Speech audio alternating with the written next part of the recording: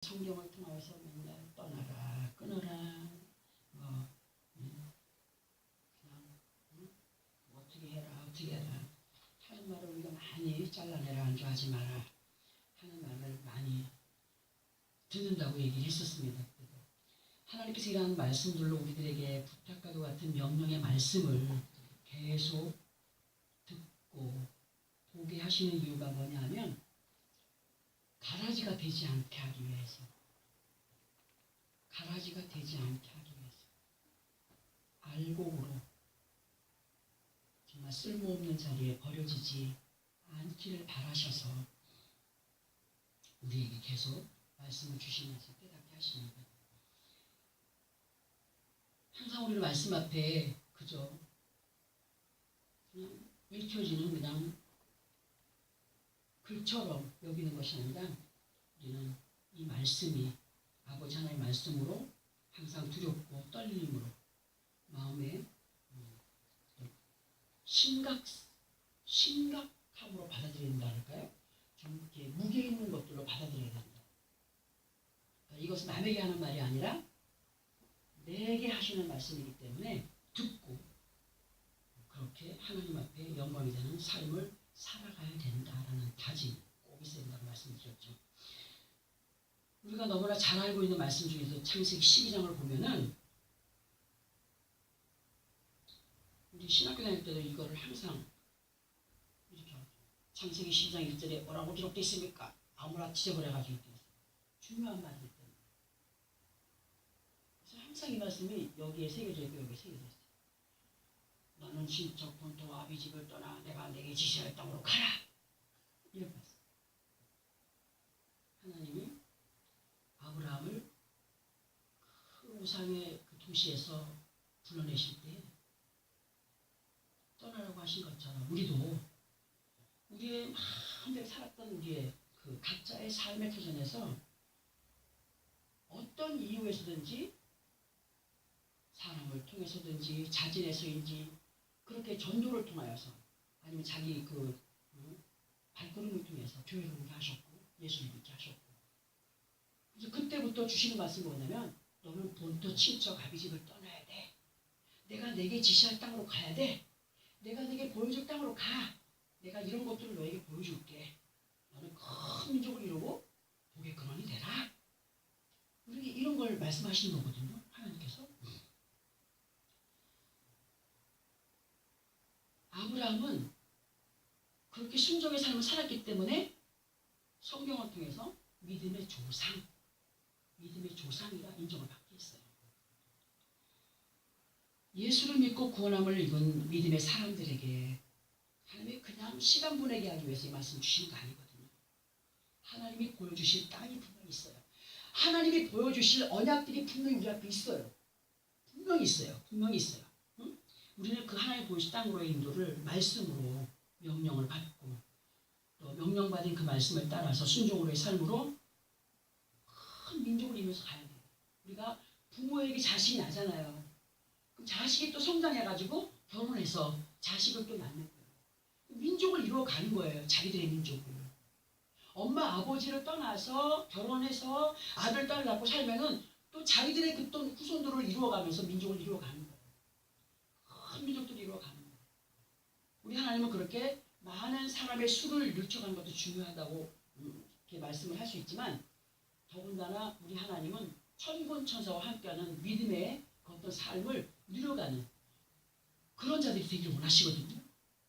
요 근래 와가지고 천군 천사라는 얘기를 참 많이 안 했었는데 우리에게는 항상 하나님이 기도할 때에 천군 천사를 보낸다고 말씀했어요.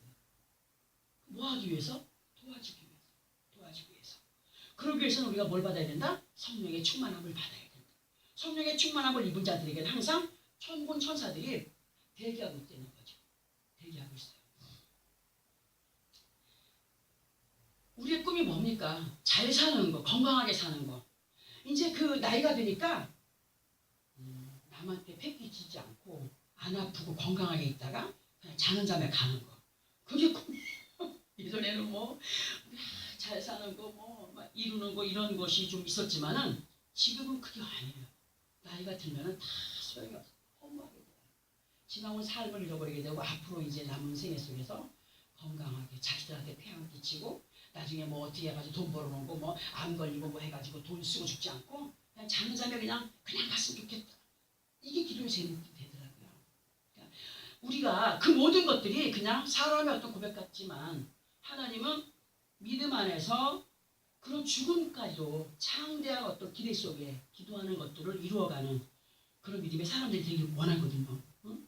우리는 어디를 가든지 아버지 하나님의 영광을 나타내는 믿음의 승리자들이 될 때에 마음으로 그냥 혼자서 되뇌어 있는 것 같지만 그건 기도라고 했어요. 우리의 그 믿음의 그 고백들이 삶에서 다 이루어져 가는 것을 느낄 수가 있어요. 그것을 체험이라고 하거든요. 근데 예수를 오래 믿다 보면 어떤 상황이 생기냐면은 사람이 실증이라는 걸 느낀다잖아요. 실증.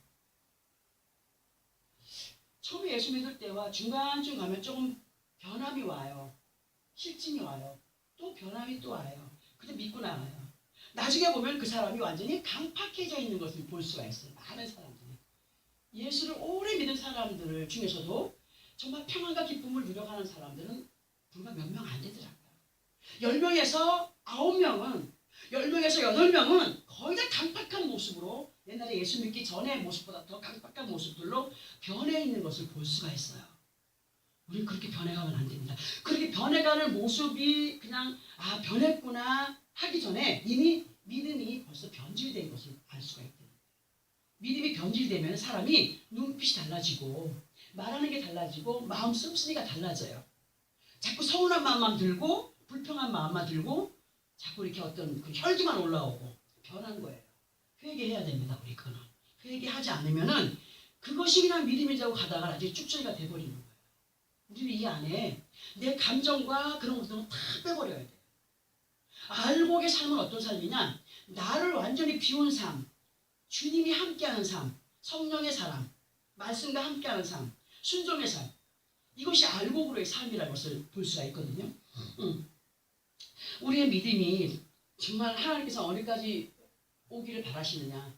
아브라함이 항상 말씀드려요. 아브라함이 그 남방으로의 발걸음을 멈추지 않고 계속으로 옮겨갔던 것처럼 우리의 믿음도 그렇게 아브라함처럼 믿음의 그 방향을 따라서 남방으로 이동을 계속 하여 가기를 원해요. 남방으로의 이동은 어디에 다다르기 원하는 것이냐? 아버지 보좌 우편에 다다르기 원하는 것이다. 그러나 아브라함의 조카 롯은 어디로 갔느냐? 동쪽으로 갔다. 동쪽으로. 자기가 보기 좋은 것들로 향해서 갔다 됐어요. 근데 그의 결과가 어떻게 됐습니까? 그 결과가 여호와의 총회에 영원히 들어올 수 없는 모압과 암몬의 조상이 되었고 그리고 그 결과를 따라서 그의 모든 삶은 엉망진창이 되어버렸잖아요. 하나님 말씀에 순종하지 않았기 때문에 그러한 것들을 볼 수가 있습니다. 여기서 계속 창세기 13장 8절에서부터 보면은 아브라함과 롯이 함께 출발을 했지만 그 본토 친척 아비집에서 함께 출발을 했지만 갈라질 역사 나타났다 했잖아요. 그죠? 헤어지게 되죠. 왜 헤어지게 됐습니까? 모든 삶이 풍요로워졌을 때 뭐가 일어났어? 다툼이 일어나기 시작합니다. 다툼. 짐승들의 무리가 늘어나고 사람의 수가 늘어나고 하다 보니까 우물 하나 갖고도 싸우고 먹는 거 하나 갖고도 싸우고 행동하는 거 싸우고 자꾸 다툼이 일어나는 거예요. 그러니까 아브라함이 가만히 싸우니까 그게 도대체가 안 되겠거든요. 그러니까는 이제 너희와 우리가 헤어질 때가 됐다. 이게 봐라. 네가 우하면 내가 좌할 거고 네가 좌하면 내가 우할 터이니 네가 먼저 선택해서 가라. 다른 사람 같으면 먼저 선택하라 하겠습니까? 아브라함은 그만큼 믿음이 있었기 때문에 하나님의 약속이 있었기 때문에 선택권을 먼저 자기 조카에게 줍니다. 줘서 그 조카 롯이 선택한 곳이 하나님께서 멸망시키기 전에 그런 소돔과 고모라였기 때문에 보기에 너무 좋았다 그랬어요. 보기에 에덴 같았다 그랬어요. 그죠? 좋은 곳, 자기가 눈에 보기에 좋은 곳으로 그 사람들은 선택해서 갔다 그랬습니다. 가고 나머지 짜투리 땅을 아브라함은 택했어요. 그럴 때 하나님께서 뭐라고 말씀하십니까? 저 끝에서 저 끝까지 무엇으로 행하라? 종과 회의로 행하여라. 종과 횡을 제가 뭘로 설명을 해드렸습니까? 어? 가로 세로로 행하여라. 종과 횡으로 행하여라. 믿음으로 행하여라. 이렇게 결론을 내렸어요. 자, 그래가지고 제가 롯이 선택해서 간 곳이 소돔 고모라라고 했는데 소돔의 뜻은 에워싸인 장소라고 했습니다. 그리고 고모라의 뜻은 뭐라래요? 고모라. 침몰. 에워싸이는 곳인데 침몰의 뜻도 같이 가지고 있는 이러한 곳에 롯과 그의 식솔들이 들어가 살면서 하나님께서 이스라엘 백성들이 항상 부탁하는 게 뭐냐면 너희가 어느 곳에 가든지 그곳에 있는 원주민들의 것들을 따르라고 했습니까? 버리라고 했습니까? 버리라고 했습니다. 그런데 이 아브라함의 조카 롯은 그 식구들과 함께 그 소돔과 고모라 성에 살고 있는 원주민들과 함께 합세해서 죄를 더하여 갔어요. 그 원주민들과 함께 타락된 생활을 하게 되었고 끝내는 하나님께서 보시기에 너무 악하니까 하나님이 소돔과 고모라를 멸망시켜버리고 작정을 하십니다. 파멸시켜버리고 작정을 하시죠. 근데 그 뜻을 아브라함이 알았어요. 아브라함이 알고 어떻게 합니까? 살려달라고. 자기 조카 롯의 식구들을 살려달라고 기도하지 않습니까? 그런데 하나님께서 그 기도를 들으셨지요. 듣고 천사를 보냅니다. 하나님의 사자를 보냅니다. 소돔과 고모라 성 땅에 그들이 살고 있는 아브라함의 조카 롯의 식구들이 살고 있는 곳으로 천사를 보내죠. 그래가지고 천사가 롯에게 뭘 부탁합니까? 창세기 19장 17절에 보면은 하나님의 사자가 롯과 그의 식솔들에게 생명의 보존을 위하여서 돌아보거나 들에 머물지 말고 지시하는 산으로 도망하여 멸망함을 멸하라고 말합니다. 그리고 그곳을 지적해 줍니다. 저기 있는 저 산으로 빨리 도망가라. 너의 생명을 보존하기 위해서. 가다가 돌아보거나 멈추지 마라 했는데 롯은 그 위험천만한 그 상황에서도 자기 주장을 앞세웁니다. 천사가 지시하는 곳으로 갔습니까? 안 갔습니다. 누가 원하는 대로 갔습니까? 자기가 원하는 대로 갔어요. 저까지 가다 보면 죽어. 사람이 보기에는 죽을 곳이지만 그곳은 하나님의 명령이 살 곳이거든요. 사람의 생각으로 저까지 가다간 죽습니다. 그러니까 내가 보기에 여기가 죽사오니 이직하게 해주세요.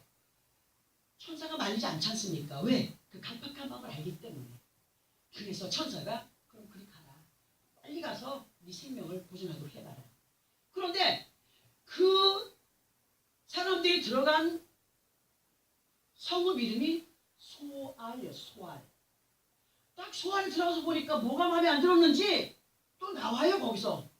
나와가지고 소알 근처에 있는 산으로 갑니다. 산으로 가서 산에도 못 살고 산속 깊은 굴로 들어갑니다. 딸 둘을 데리고. 그러면 마누라는 어디 갔냐?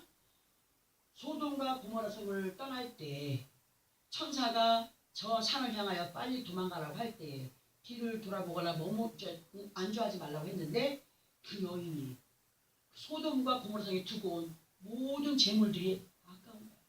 여자들은 그런 마음 있잖아요. 어? 돌아봤어요. 돌아보다가 뭐가 됐어요? 소금 기둥이 되어버렸어요. 이것이 현재 믿음 생활하는 사람들 중에서도 육신의 것에 머물러서 소금 기둥이 되어서 더 이상 믿음의 전진을 하지 못하는 사람 너무 많아요.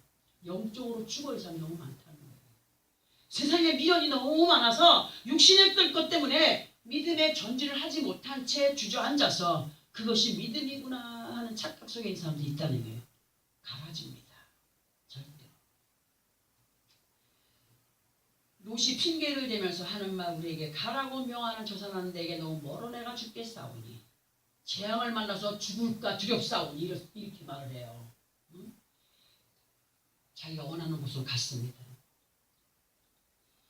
원하는 곳으로 갔는데 마음에 또 안 들어. 산속 굴 속으로 들어갔어. 캄캄한 굴 속.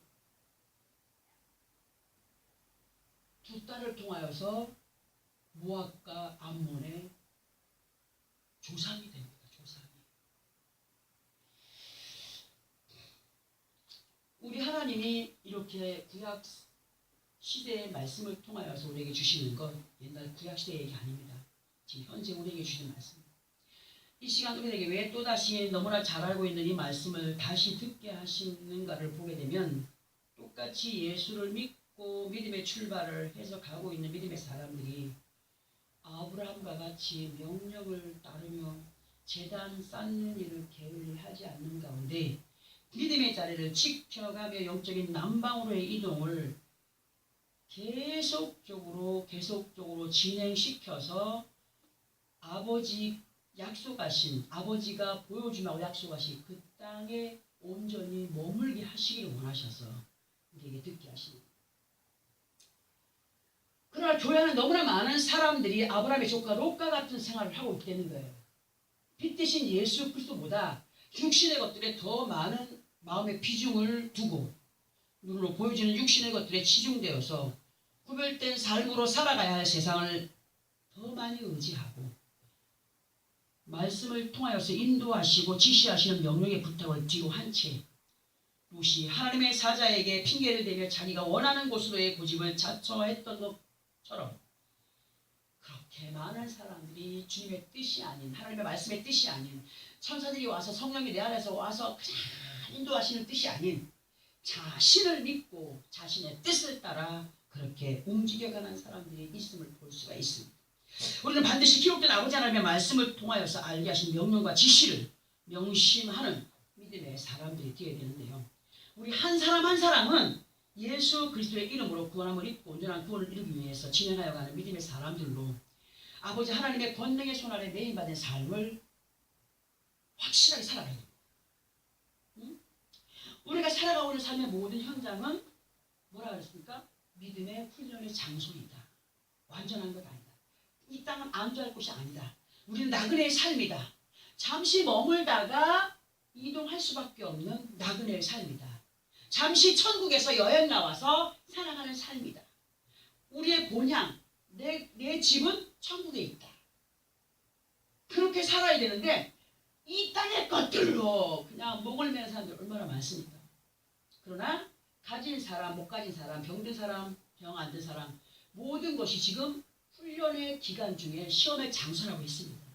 그런 모든 범사를 어떻게 헤쳐나가며 어떻게 믿음으로 헤쳐나가며 이겨가며 살아가는 자를 보고 계신 하나님.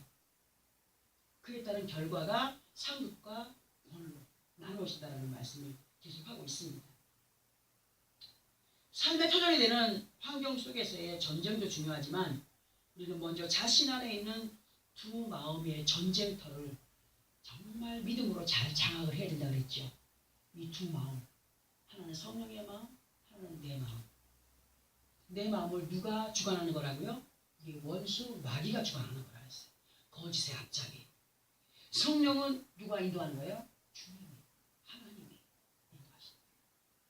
두 마음이 막 싸우다가 에이까지 거면 이번에 내 마음대로 한번 해보지 뭐. 그러다가 낭패를 봐요. 전쟁이 이긴 거 아니에요? 진 거예요. 우리가 어떤 다툼에 있어서 막 소리를 지르고 한번 빵 했을 때 정말 속이 시원하죠? 돌아서서는 후회합니다. 나 그런 생각 참 많이 했어요. 옛날에 급해가지고. 근데 돌아보니까 난 참 바보처럼 살았군요. 바보처럼. 정말 바보처럼. 이기는 것 같지만 진 거였어요. 이기는 자 같지만 진 자였어요. 지는 자 같지만 이기는 삶은 나를 제어할 때 그것이 승리의 삶이라고 우리 주님이 수없이 말씀하십니다. 이사야서 10장 22절에 보면은 이스라엘은 네 백성이 바다의 모래 같을지라도 남은 자만 돌아오리니 넘치는 공의로 파멸이 작정되었다고 하시는 말씀에 우리는 아주 심각함으로 그 말씀 받아들여야 됩니다. 또 애굽에서 출애굽한 이스라엘 백성들이 삶의 환경이 되는 광야에서 우리와 같이 예수 믿기 전에는 애굽이었습니다. 예수 믿고 출애굽했습니다. 애굽에서 세상적인 것에서 출애굽한 거예요. 지금 하나님이 지시하시는 약속의 땅으로 지금 옮겨가고 있습니다. 근데 그 이스라엘 백성들이 삶의 환경이 되는 광야에서 자신들의 필요를 채워가는 아버지 앞에 감사했다고요? 감사하지 못했어요. 줄 때는 그저 좋아요. 그냥 좋아서 그냥 먹고 마시고. 조금 지나고 나면 어땠어요? 불평을 하는 거예요. 우리하고 똑같더라고요. 너무 똑같아요. 응? 자신과 싸워서 이어가야 하는 육신의 생각과 마음을 제어하지 못하는 가운데 삶의 환경 곧 영적인 전쟁터에서 뭐에게 물려 죽어요? 불뱀에게 물려 죽어요. 불뱀에게 승리를 내어주게 되면서 약속의 땅을 지척에 두고 입성을 합니까? 입성하지 못해요. 그 말씀들이 구약시대에 그들에게만 연결된 말씀이 아니라는 거죠. 우리도 마찬가지예요. 천국을 지척에 두고 천국을 소망하며 나가는 사람들도 그저 그냥 사망으로 끝내는 사람 너무 많다는 얘기죠. 현 시대 속에서 우리에게도 강하고 확실하게 적용되는 말씀으로 모래알같이 많은 믿음의 사람들이 우리 주위에 많이 있어요. 나를 포함해서. 근데 이건 세상 사람들 얘기하는 거 아니에요. 예수 그리스도 안에서 온 인류의 믿음의 사람들이 모래알같이 많이 있지만 그 가운데서는 알곡으로 천국 창고에 들일 사람이 있는가 하면 가라지로 불사름의 자리에 이를 사람이 있다고 말씀하시는 겁니다. 육신의 아방궁에 눈이 먼 자들, 항상 자신들의 입장을 먼저 세워가는 지혜롭지 못함으로 언행 신사를 통하여서 파멸이 작정된 사람들이 있다라고 하시는 마음이 세게 됩니다. 우리에게 있어서 가장 중요한 언행 신사는 뭐냐? 믿음으로 생각하고 마음가짐을 갖고 행하는 것. 하나님이 제일 싫어하는 것은 이 악을 통해 나오는 불평, 원망. 이것이 아버지 앞에 악이에요. 우리 마음에 있는 것이 얼마나 하나님 보시기에 의로워야 되느냐. 그러니까 오전에도 말씀했듯이 천성을 착하게 태어났어 하는 사람 있잖아요. 의인이라고 했어요? 아니라고 했어요. 저 사람 왜 이렇게 저렇게 고결하게 생겼나. 행동하는 것 좀 봐. 너무 멋있다. 의인이라고 했어요? 왜 교회 보면요. 여름에요. 타지 말라고 장갑 다 끼고 와요. 모자 싹 쓰고 와요. 선글라스 싹 끼고 와요. 사기 예쁘고 싶고 다리 팍 꼬고 앉아서 고결하게 아주 그냥 그렇게 하고 예배 드리는 사람 있어요. 의인이에요? 의인 아니에요. 가만해도 옷을 남루하게 입었어도 얼굴에 화장기 하나 없어도 남들보다는 초라해 보인다 할지라도 주님이 보시는 마음은 어디냐? 주님이 보시는 눈은 어디에 있느냐? 마음에 있다. 마음을 매일매일 하신다. 매일매일 대결하신다. 마음 씀씀이가 주님 안에서 주님의 뜻을 따르며 행해가는 사람이 될 때 의인이라고 말씀하시죠. 그래야만 세상을 정복하고 다스려갈 수 있어요. 왜냐하면 내 욕심대로 살지 않거든요. 내 욕심대로 살아간다면 믿음 생활 제대로 할 수가 없습니다. 절대. 마태복음 8장 11절 12절에서는 이 말씀 제가 여러 번 드렸어요.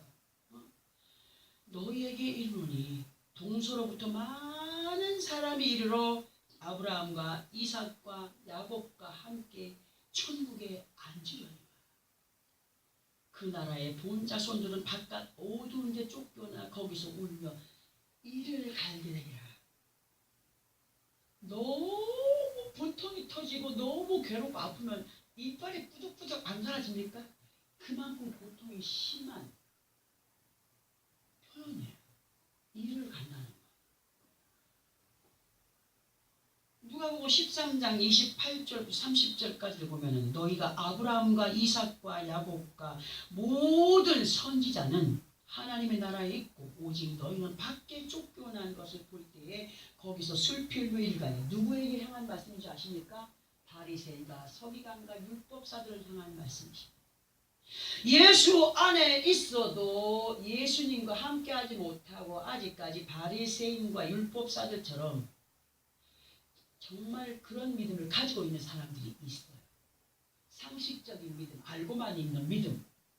이건 되는데 이건 안 되는데 하는, 선과 악을 알게 하는 선악과 열매를 자기 마음대로 따먹는, 함부로 판단하고 평가하는,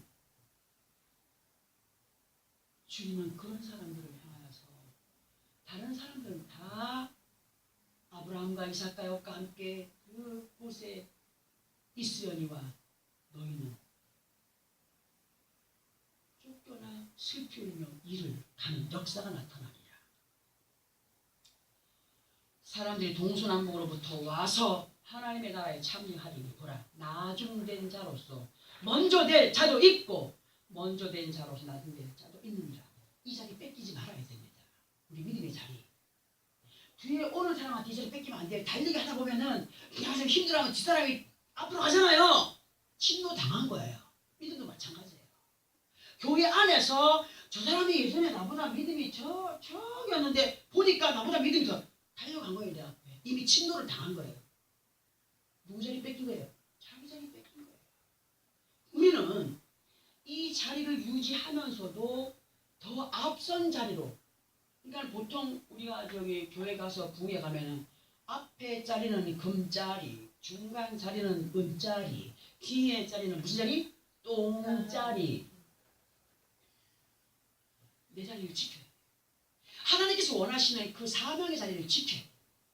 사역자만 사명의 자리를 지키는 거 아니라고 했습니다. 믿음의 성도들은 성도들로서의 사명이 뭐냐? 듣게 하신 말씀을 깨달으신 말씀을 순종의 삶으로 이끌림을 받는 것이 사명이라고 말씀하셨습니다. 그리고 계속 그 뒤에 이어진 말씀 보면은 그때에 너희가 말하기 우리는 주 앞에서 먹고 마셨으며 주는 또한 우리를 길거리에서 가르쳤나이다. 그가 너에게 말할 일은 난 너희가 어디서 왔는지 알지 못하노라. 행악하는 자들아 나를 떠나가라. 어떤 사람들이 이런 얘기를 합니다. 예전에 제가 그 집회 가가지고 그 영상을 갖다 어떤 목사님이 그 카카오톡에 팍 올리니까 여기저기서 막 문자가 막 오는 거예요. 근데 그 중에서 또 누가 문자를 넣냐면 이정이라는 사람이 문자가 왔어요.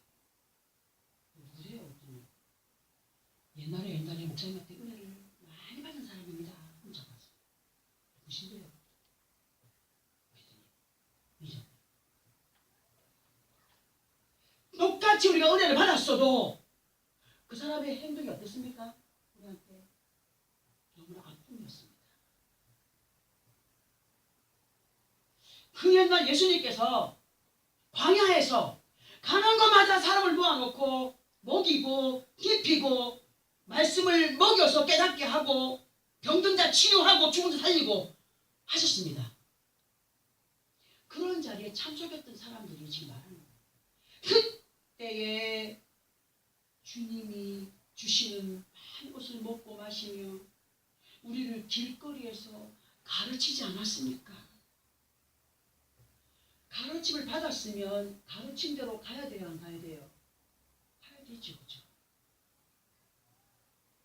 주님 말씀하십니다.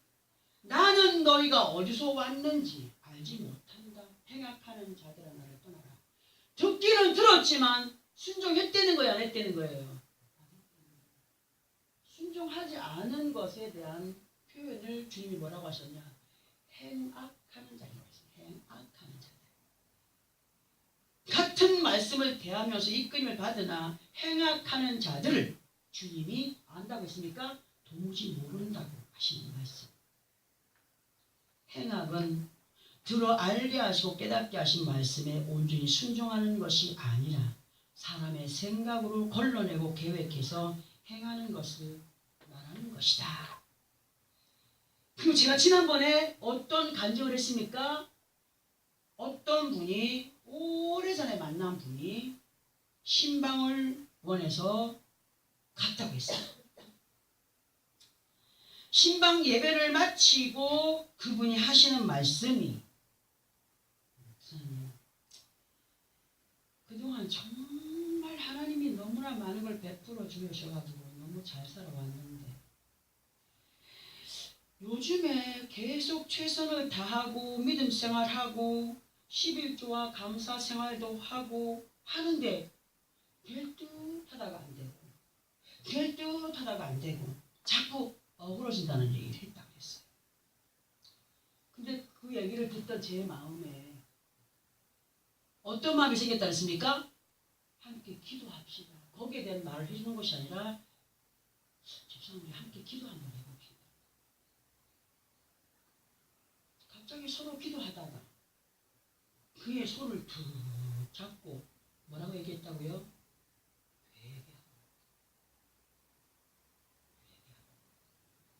네가 이전에 힘들고 어려울 때 간구한 것이 뭐냐?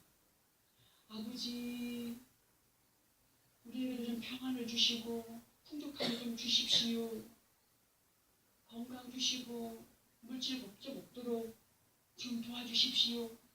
아버지 영광을 위한 삶을 살겠습니다. 네가 그리하지 않았느냐?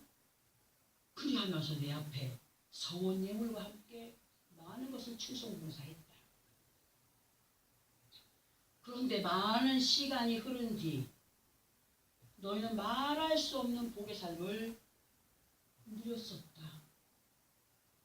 그러나 지금 너와 네 가정의 모든 것들을 돌아보라.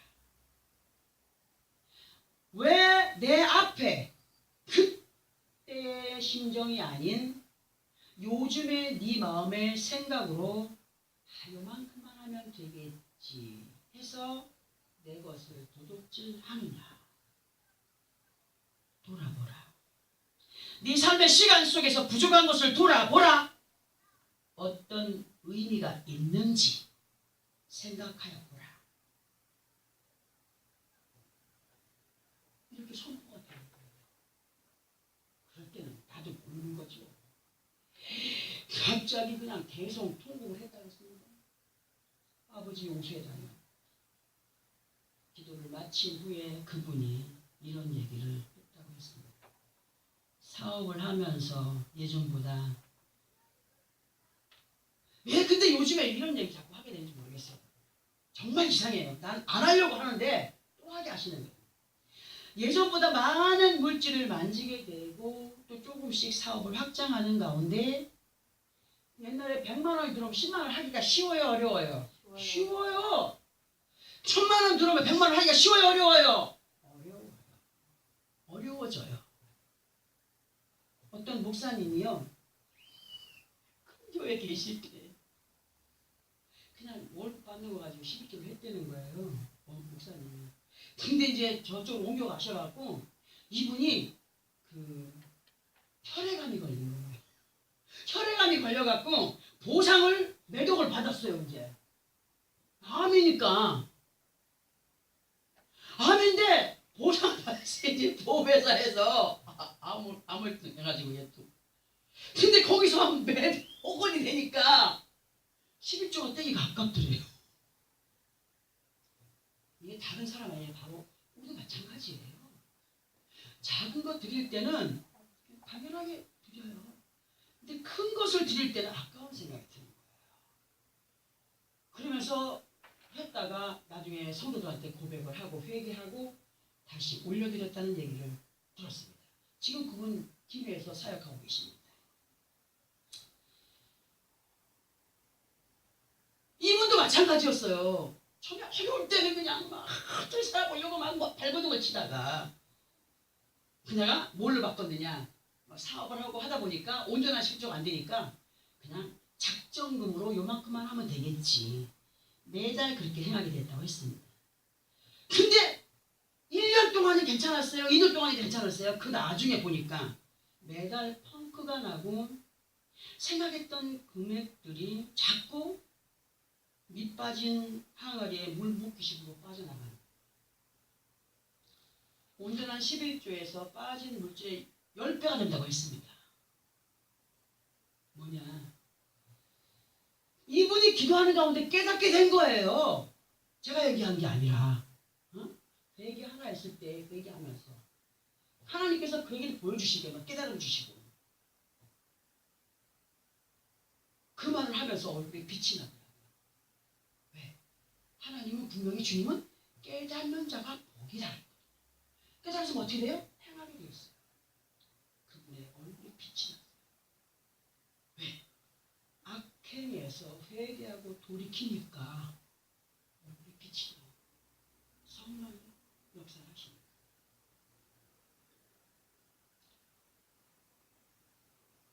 우리가 예배를 드리고 신방을 하고 기도를 요청하고 이런 건 그냥 하는 게 아니지 않습니까? 해결받기를 원하여서 하는 거예요. 신방을 뭐하러 요청합니까? 기도를 뭐하려고 부탁을 합니까? 예배 뭐하러 드립니까?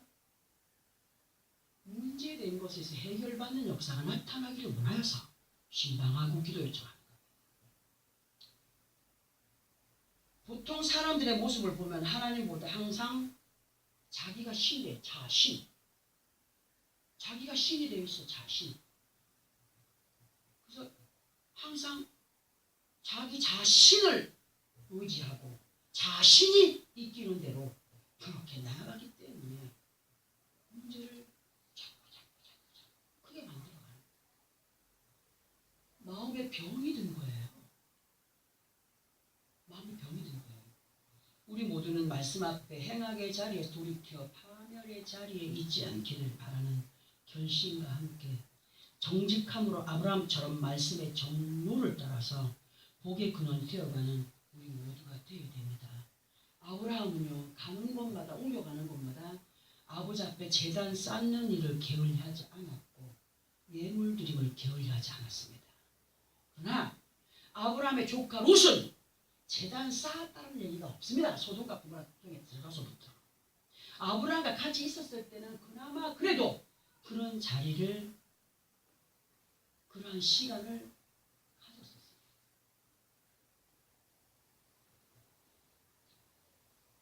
그 결말이 어떻게 됐습니까? 사망이에요. 사망. 함께 출발했지만 믿음으로 함께 출발했지만 가라지로 갔어요.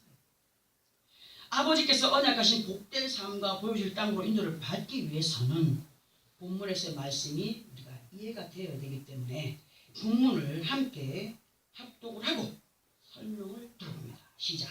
각 사람이 자기 포도나무 아래와 자기 무화과나무 아래에 앉을 것이라. 그들을 두렵게 할 자가 없으리니 이는 만군의 여호와의 입이 이같이 말씀하였습니다. 만민이 각각 자기의 신의 이름을 의지하여 행하되 오직 우리는 우리 하나님 여호와의 이름을 의지하여 영원히 행하리로다. 아멘. 온 인류 가운데 모래알같이 많은 사람들이 예수와 함께 아버지 하나님의 언약을 이루어가기 위하여서 열심히 사는 것처럼 보입니다. 그리고 아버지 하나님의 약속은 각 사람의 믿음의 결실로 이루어진다는 사실을 말씀으로 알려주고 계십니다. 본문에서 자기 포도나무 아래와 자기 무화과나무 아래에 앉을 것이라 하신 것은 그만큼 행한 행위대로 역사되어짐을 보게 된다는 거예요. 자, 그러면 포도나무 아래와 무화과나무 아래의 것을 그 의미를 보기 위해서는 요한복음 15장 1절에서 2절까지를 함께 합독을 해봐야 됩니다. 요한복음 15장 1절에서 2절 신약성경 173페이지.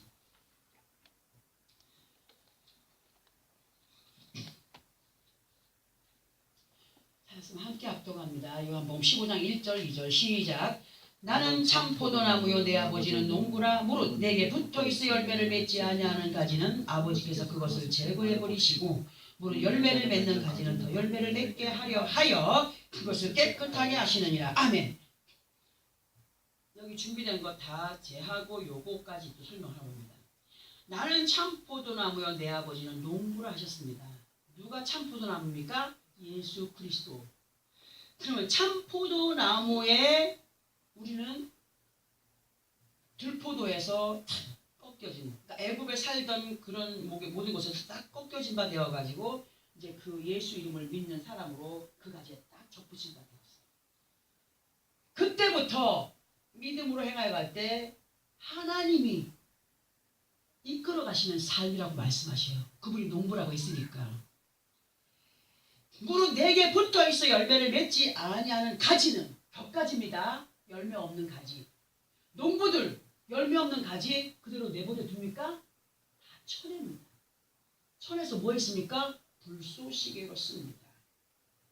가라지죠. 아버지께서 그것을 제거해 버리시고 무릇 열매를 맺는 가지는 더 열매를 풍성하게 맺게 하기 위하여서 아주 잘 가꿉니다. 농약도 뿌려주고 영양제도 주고 그리고 포도 열매가 맺으면은 그 벌레가 못하도록 또 보자기까지 딱 씌워주네. 성령으로 감싸주신 우리의 열매를 아무도 못 건드리게 우리의 믿음이 정말 무너지지 않도록 보호해 주시고 인도해 주시기 원하셔서 그렇게 각별한 사랑으로 우리를 이끌어 가신다고 말씀하시거든요. 포도나무 가지에 붙은 사람들, 예수 믿는 사람들. 근데 그 중에서는 잘려서 나갈 사람이 있고 붙어서 열매 맺은 사람이 있다라고 말씀을 하셔요. 뭐냐? 하나님의 말씀이 곧 우리의 열매를 맺어가는 해답이 거기 다 있다는 거예요.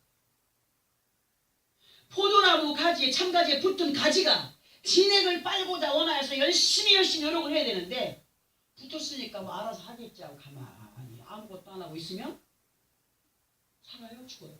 죽어요. 노력을 해야 돼. 노력을. 우리가 기도할 때도 아버지 하나님 감사합니다. 이거 아니에요. 힘쓰고 애쓰라 그랬어요. 뱃속에서부터 흘러나오는 소리로 막 완전히 끄집어내서 그럴 때 주님 만나요. 그럴 때 주님 만나요. 창자가 뒤틀리는 그런 이 속에서 완전히 그 소리를 끌어올려야 기도의 문이 확 열려지고 주님 만나는 그 역사가 나타나는 거예요. 그런 일들이 있어야 돼요. 근데 요즘 보면요. 교회들마다 방언기도하는 없어요. 별로.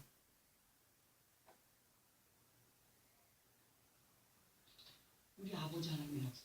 내 자리를 지키고 열심을 낼 때에 포도나무 가지 아래 내 자리를 지키는 거예요. 믿음 안에서 쓸모없는 자에게는 깨달음도 주지 않는다는 거죠. 쓸모없는 자. 아무리 죄를 지어도 정죄도 없고 보험도 없어요. 참견 안 해요. 뭐예요? 버려진 자예요. 하나님이 사랑하는 자는 죄를 지을 때 양심의 가책을 자꾸 주십니다. 뭐예요? 하나님의 간섭이에요. 제발 돌아와. 제발 돌아와라. 내가 너를 이렇게 사랑하고 있다. 간섭 받는 게 복이에요. 힘들겠지. 권면하고 계심에도 자기 고집과 뜻대로 살아가는 자는 아브라함의 조카 롯처럼 그 뜻에 맡겨버립니다. 그냥. 그래 네가 한번 해봐. 해볼 땐 해봐. 나중에 아주 때가 지나 돌아와도 그때는 쓸모가 없어요. 많은 사람은 그때 가서 뭐 병이 들었다 뭐 했다 막 쓸모없는 가지는 아버지 하나님의 쓴소리 달리 여기며 아버지 하나님의 사랑을 따라 순종의 삶으로 이끌림을 받지 않습니다. 쓸모없는 가지. 쓸모있는 가지다. 하나님 보시기에 그래 인정을 하시는 사람은 지금은 모난 부분이 있다 할지라도 노력하고 힘쓰고 애쓰는 어떤 모습이 있는 사람들을 하나님 인정하신다는 거죠. 이러한 믿음의 사람은 절대로 쳐내지 않으십니다. 절대로 쳐내지 않습니다. 열매를 맺지 못하다 할지라도 아 너는 조금만 내가 정성을 쏟으면 열매를 맺겠구나 하는 가지가 있다는 거예요. 있어요. 농부들은 그걸 알아요. 농부가 아는 사람 무조건 쳐내지만 우리 하나님은 그의 마음을 살피시는 분이기 때문에 아십니다. 절대로 그를 어두운 곳에 쫓겨나 슬피 울며 이를 가는 멸망의 자리에 두지 않으시거든요. 우리는 아버지 하나님께서 인정하시는 믿음의 삶을 살아가면서 이렇게 내 자리를 지켜야 돼요. 참 포도나무 가지로서의 삶을 살아가야 돼요. 열매 맺기를 원하여서 노력을 해야 된다. 충성 봉사로 아버지께서 원하시는 그 뜻을 따라 순종의 삶을 살아가야 된다. 이것이 포도나무 아래에 있는 자. 또 무화과의 자리를 지켜야 돼요. 무화과 자리에 앉아요. 무슨 소리냐? 보통 성경 속에는 무화과 나무의 비유가 많습니다. 무화과 나무의 비유는 주님의 재림을 말씀하시죠. 그러나 무화과 나무의 특징이 뭐예요? 꽃이 없다 그랬어요. 꽃이 없는데 열매가 맺어요. 맛있어요. 그런데 무화과가 꽃이 없이 열매를 맺었는데 언제 꽃을 볼 수 있느냐? 그 열매를 먹으려고 갈랐을 때 무화과 속에 정말 형용할 수 없는 그 씨앗과 그 어떤 것들이 어우러진 아름다운 꽃을 볼 수 있지 않습니까? 응? 자, 무화과 나무의 특징, 꽃이 없다. 하나님의 약속의 말씀이 어느 때는 이게 사실인가 진짜인가 아닌가 가짜인가, 하나님의 말씀은 무화과야, 무화과. 그것이 이루어질 때 하나님의 역사가 이렇게 나타나는구나 하는 걸 느끼는 거예요. 체험적인 신앙을 가져야 돼요. 무화과 나무 아래에 앉았다는 것은 성경 속에 감추어진 비밀을 의심치 않고 믿음으로 행하여 갈 때 이루어지는 역사를 맛보게 되는, 맛도 보고 눈으로도 보게 되는 그런 의미로 말씀을 지어볼 수가 있습니다. 예수를 믿는 믿음 안에 있다면 약속의 모든 말씀을 믿고 순종의 삶으로 이끌림을 받을 때에 이러한 믿음의 사람을 두렵게 할 자가 없다라고 본문에서 말씀을 하고 계십니다. 믿음 안에 있는 우리들에게 본문 5절을 통하여서 부탁하시는 말씀이 뭐냐? 많은 사람들이 각각 자기의 신을 의지하여 행하되 하셨습니다. 이 말씀의 의미 말씀드렸죠? 각각 자기의 신을 따라 행한대. 누구? 자신을 따라 행한대. 자신의 생각과 마음과 뜻을 따라, 계획을 따라 아버지 하나님과 말씀을 믿고 따르며 행하는 가운데 있어야 될 믿음의 사람들이 각각 자기들의 양심을 쓰러기며 행하는 것은 하나님보다 그만큼 더 믿고 따르는 것이 있기 때문이 아니냐. 누구냐? 자기를 더 믿어, 자기를. 어떤 사람 예수 믿으면 내 주먹을 믿어라, 내 주먹을 믿어라 막 이런 얘기 하잖아요. 큰일 납니다. 배게 안 하면. 하나님이 어떤 분인데. 이러한 것들의 결과가 좋은 곳으로 임한다고 하지 않았습니다. 그러므로 우리는 여호와의 이름을 언제까지? 아버지 앞에 서는 그날까지 의지하여 여호와의 이름을 의지하여 지금만 아니면 잠시만 행하는 것이 아니라 영원히 주 앞에 우리의 영이 세워지기까지 인내 시간을 가지고 행하여가는 믿음의 사람들이 되어지기를 부탁하시면서 포도나무의 가지로 성경 말씀 안에 감추어진 비밀의 영적인 무화과를 기억하면서 얻어질 기쁨을 누려갈 평안을 누릴 그 모든 상급과 멸류관으로 행하여 주실 아버지 하나님의 약속을 믿고 행하는 가운데 그렇게 순종의 삶으로 나아가기를 부탁하고 계십니다.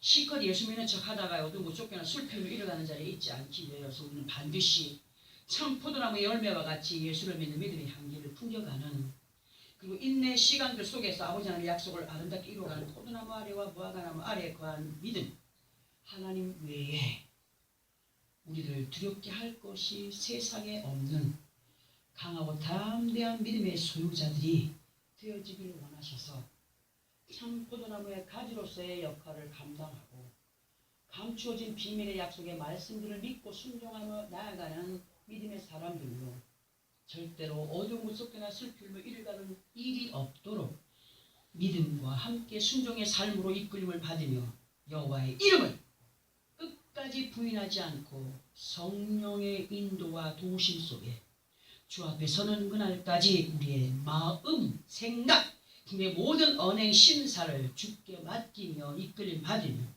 아버지 하나님의 보여주마 약속하신, 아버지 하나님께서 이루시고자 약속하신 그 모든 언약들을 추상의 것들로 생각하지 아니하고 확신으로 이루어가는 우리 모든 삶이 되어지기를 예수 그리스도로 부탁을 드리면서 말씀을 맺습니다. 기도하겠습니다.